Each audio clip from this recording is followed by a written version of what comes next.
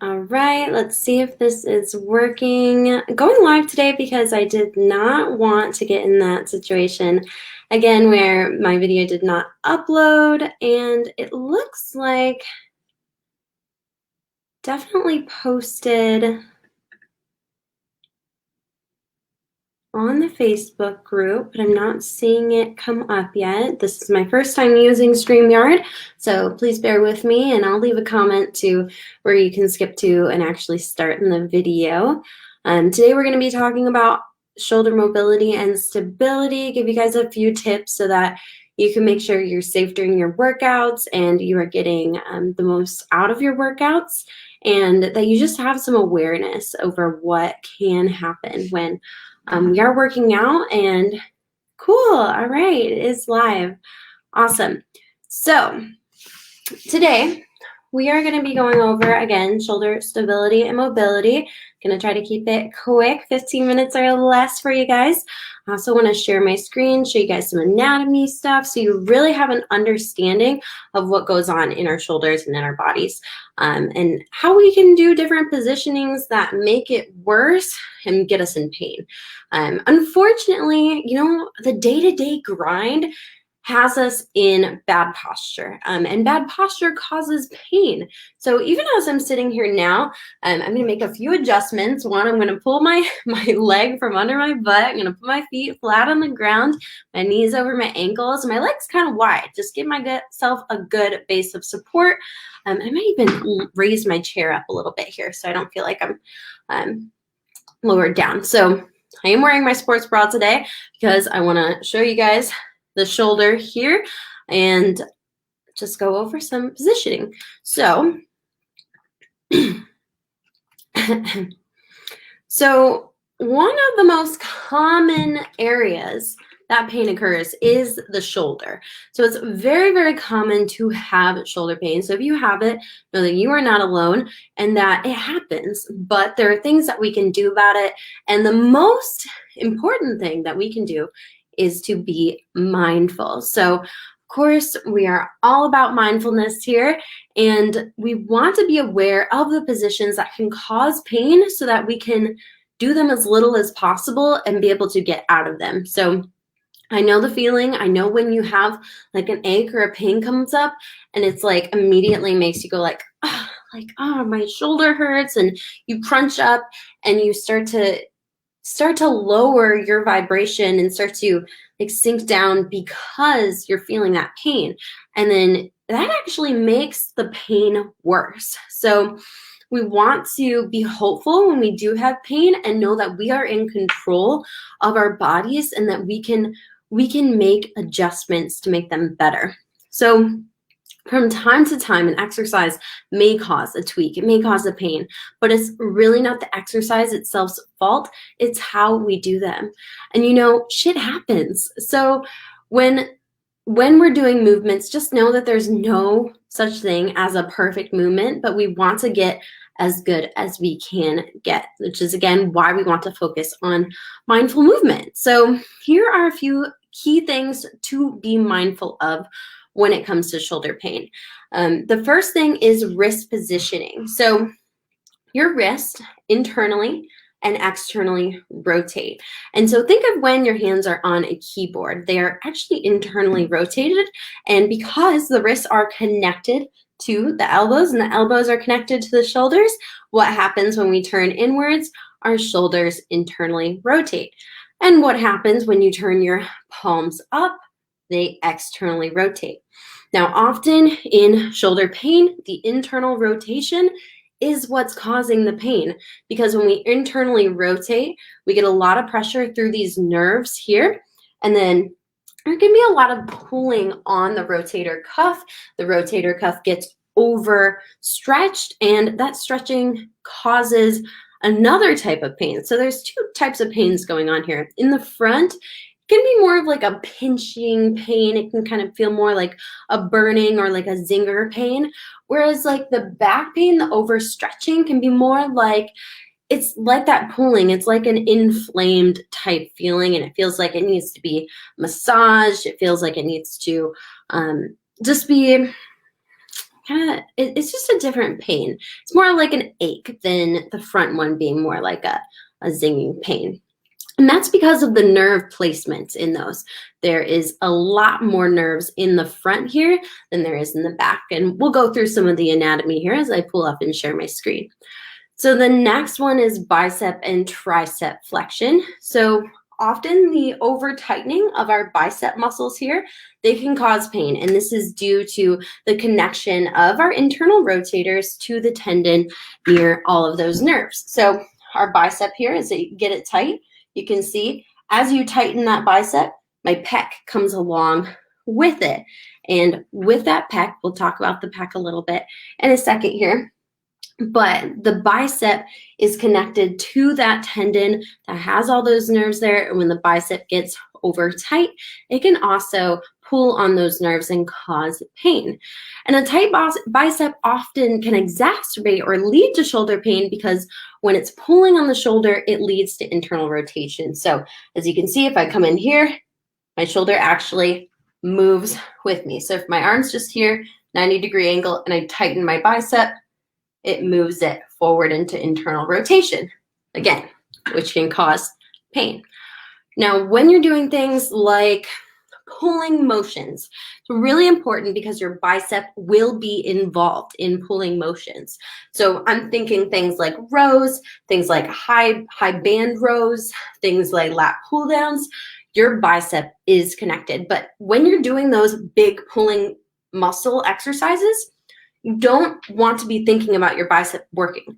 It will be working for sure. But you want the focus to be more on these lat muscles, more on the mid-back muscles, and you want to try to keep your chest and your body as open as possible, and you don't want to be closed in. You don't want to be pulling things like this towards you in any portion. So again, the three major moves here when we pull that you have inside of your programs are like seated rows, like high band pulls, like lat pull downs. Those things are going to use the bicep, and we want to make sure while we're doing those, we stay as open as possible. And then the last one I want to mention is the band pull apart exercise and some of the other accessory exercises. What can happen here? How can the bicep cause pain with those? So things like band pull aparts, and I'm talking about the one where you bring your arms out and you bring your arms to the side. And that's a really big one that I love to put in all of my programs because it's very, very good for your rotator cuff and your shoulder blades.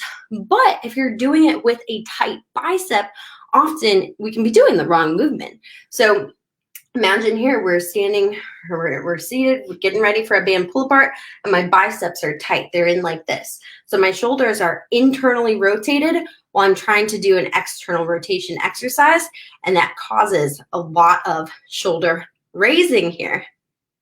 Okay, and that brings us to trap awareness. So when your upper traps are tight, your shoulder blades will raise. And this is not good for shoulder function, unfortunately. That's where the cue comes from. Shoulders down and away from the ears. That's where that cue comes from. And I know I say it a lot, but it needs to be said. Shoulders down, away from the ears. Shoulders down, away from the ears. Take a deep breath. Roll those shoulders down and back. Always come back to that, especially when you're doing exercises and when you're doing things like sitting down in your computer chair or being on your phone. Just be aware of where those traps are sitting.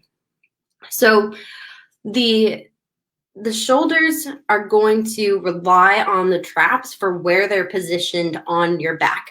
And this is the part I want to show you because it's not going to be possible for me to turn around and show you my trap. And if you have any questions, if you pop on here, you can send me a comment. Or if you are watching the replay on this, go ahead and send me a message if you have any questions about what we're talking about here. So I'm going to share my screen. Okay. So this is the female muscular system. Hopefully you can see my mouse too. And we're talking about the traps. So right around here on this side, okay, for one thing is that our muscles are in layers. So you don't have just one layer of your muscles. So on this side, this is the top layer, and then they shed that top layer, and then you see the other side, and that's everything that's underneath of that top layer.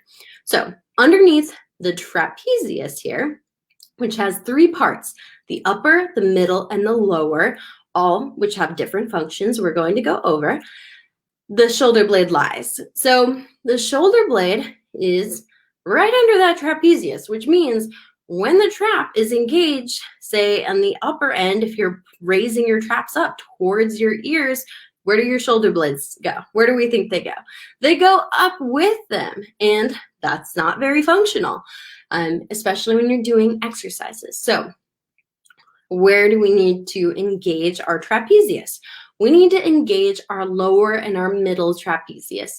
So that's going to be right around here in the middle between the shoulder blades, which is why you'll hear me say in those exercise videos, squeeze your shoulder blades together. Squeeze them together right in here. And then the same thing with the lower trap, which is going to be harder. And I'll tell you why. A lot of the times women have lower trapezius disengagement is because of bras. Our bras stretch the lower trapezius. They also pull us forward at the pec, which we'll talk about in a second here. And I'll tell you, I'm not a big fan of wearing bras because of this, because they really pull us in the wrong direction. And as we start to strengthen these muscles, our chest is going to lift. We're going to feel more confident in our chest, and we're not going to have as much pulling us forward or as much trap pain. I got rid of a lot of pain when I stopped wearing bras. I'm going to be honest with you there. Oh, cool. You can see me while I'm pointing at this. Awesome. The next thing we want to look at, I'm going to make sure I have everything in the traps, is Peck Awareness. So let's talk about the pecs. So the pecs are over all of our chest, but there's a specific part of the pec muscle that is normally connected to shoulder pain, and that is in that lower layer there, the Pec Minor. So this is all the Pec Major right here. And then when you shed a layer, there's this little guy here called the Pec Minor. You can see he's so small. And this Pec Minor here, as well as that's where that bicep tendon, big bundle of nerves right in there. And that when we're tight in our pec, when we're tight in our bicep, and when we're weak in our rear deltoids, that causes pain. And we want to make sure we're doing our rear deltoid exercises correctly. So again, we want to make sure those shoulders are down and back, our biceps are not overactivating, and our pecs are as opened as we can make them. Now here's the thing, the Pec Minor, it's kind of hard to get to. So this is going to be one where you're going to have to use their massager or your fingers, something where you relax your arm and you use your hand and you dig in there to help them release. But releasing the muscle is not a long-term solution. Our muscles will always be in this tandem of loosening and of tightening. They're in this length-tension relationship that will always occur. It will always happen. And it's because our bodies are just a bag of bones walking around. We're just water. We are just our muscles pulling us in different directions. And when we choose to do things for hours on end, like sitting, being on our phones, being on our computers, our bodies get used to that motion. And I'm sorry, but a workout sometimes won't fix it. We have to be aware of these things all damn day. And of course, we want to get to a point where we are strong enough to just be in good posture all the freaking time, which would be amazing, but it would also be exhausting. And we can't always be aware of that, but we can try our best. So the Pec Minor is usually the issue when it comes to the pec. It gets tight from typing, holding our phones, carrying things. To loosen this muscle up, we need to restore the tension through the middle and the rear deltoids and the rotator cuff, as well as the middle and lower trapezius. So let's look at where those guys are again. So, and zooming in here, hopefully you guys can see my zoom. So looking at the rotator cuff here, we have 3 different muscles. All of these are equally as important to strengthen. The only thing here that is more important to strengthen is this guy here. These are the rhomboids.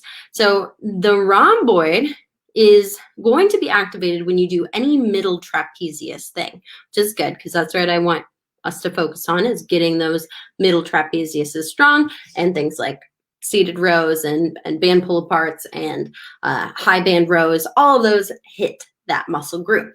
And the rhomboid is going to be, it's a small muscle there, as we can see, but it's very important to strengthen this guy. And it's best strengthened when the upper trap is relaxed. Otherwise, it'll raise too, and it'll have some dysfunctions too. And you know, that can get better over time as you get more comfortable doing exercises correctly. You're just going to have to use your mindfulness and your awareness, and hopefully this little science lesson helps. Now, the last thing to talk about here is lat awareness. So your side body being tight can help every part of this just be in the right position. Like, this is the key almost, because the lat is one of the biggest muscles of our body. In fact, it's the second biggest muscle to our gluteals, which we can see here. Now, I mean, it depends on the person, right? Which one is going to be bigger, but science does say that the glutes are bigger. And as I look here, they do look very similar.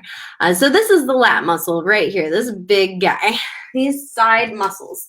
And when we're seated in our chairs, our lat muscle is a lot like these rear delts and a lot like these traps. It gets overstretched, but it's actually different because it gets over tight in one area and it gets overstretched in another. So this lower area here, it'll get overstretched, but because it's connected in the front, it's so crazy, the body. So it's actually connected in the front towards the armpit in this area. You can't even quite see it, any of these pictures, unfortunately. I guess more in this area here, you can see the connection, but it's connected with the tricep, with the shoulder blade. It all meets right in that junction there. And so that area gets overly tight and it pulls you forward just like the Pec Minor does. So when we're doing mobility exercises, we want to strengthen and utilize this back area without focusing too much on the lower back, but kind of like that side body back. And then we want to stay relaxed and tighten through the side body. So relax through this top portion here and then tighten through the sides. And that's where things like band external rotations, like lat pull downs, like straight arm lat pull downs are going to be so efficient for helping our shoulder blades be strong enough to stay in this more functional position. And once we get into a dysfunctional lat, we're going to have dysfunction with everything else as well. But I think that the lat is one of our superpowers. It's one of the exercises, it's one of the muscles that are going to be strengthened with a lot of our rowing and pulling exercises. But it might feel weird to activate because, again, it is kind of that side body. And yeah, when the lats are overstretched, the shoulder blades will raise to give them room. So that's the key thing here, is that when the lats are pulled forward, they're also pulling forward the shoulder blades. And that can cause dysfunction. So how do we fix it? How do we get functional, guys? So the thing that we have to do is A, be mindful, B, strengthen. So mobility is important, but stability is even more important. So hold those squeezes for a little bit longer. Hold those positions where you are at the end range of motion, when you are chest up, shoulders down and back. Hold that a little bit longer. really strengthen that muscle side and use your mind-body connection. Be aware of it. When it happens, know that you are strengthening not only your posture muscles, not only your shoulder blades, but you're strengthening the muscles that are going to make you look more confident. And this is like one of my key secrets is that I go between like, oh, am I confident? Am I not confident? But a lot of the times our posture, it can kind of fake it, or it'll tell us one way or the other. You know, our posture, if we're seated and we're, you know, having our shoulders round forward, whether we're aware of it or not, sometimes that can be unconfident. And when we are seated up nice and tall, our shoulders are away from our ears, that speaks and says, yes, I am confident. And if you step into the gym and you have any sort of unconfidence about what you're doing, oftentimes this can then translate into bad posture, and then that can translate into not doing the exercise correctly. So walk into the gym, walk into you know, your home gym, your home area, wherever the heck you're working out, which is most of you at a gym or at home, then walk in there with confidence and know that you are doing the dang thing and you are mindful of your positioning.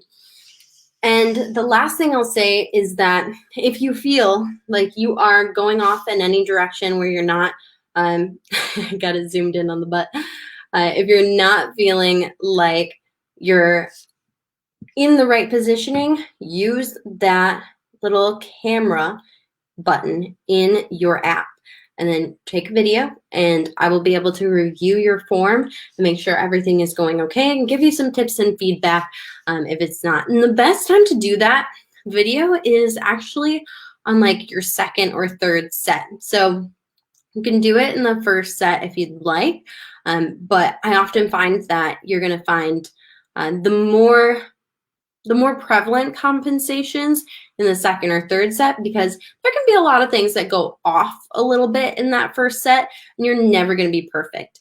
So even looking at how I'm sitting now, I've got my traps raised, I got my hands internally rotating, and you guys, it is challenging to be in these more posturally effective, ergonomic positions, but it is worth it because once we are aware of it, we can get ourselves back into good positioning, then a lot of times the pain goes away. If you do find that you have a tweak, you have something that goes on during your workouts, rest, ice, compress, elevate. So it's the RICE method, but I like to have a little twist to it. So definitely rest the muscle, but rest it in the right positioning. So like resting by sitting on your couch or lying in bed for, you know, in the wrong position is not going to help.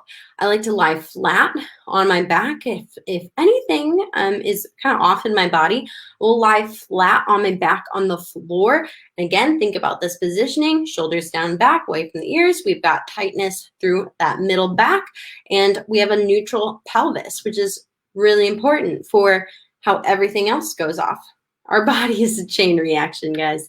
So it will just, if one thing goes off, the next thing will go off, the next thing will go off. And it's okay if things are a little out of whack. They will always be a little out of whack. Again, we're not perfect human beings. There is no such thing. No one has a perfect body. We all have to move around this bag of bones with something. And those some things are our muscles. And yeah, the ice is going to be important. Ice helps, but also heat. So icing and heat are going to do two different things. Ice is going to help you lower the inflammation and can get rid or numb the pain, whereas heat is going to soothe an ache. So I think both of these work well together. I like to do a little bit of both. If I'm really having a pain, I'll do 10 minutes of ice. I'll do like 20 minutes of heat.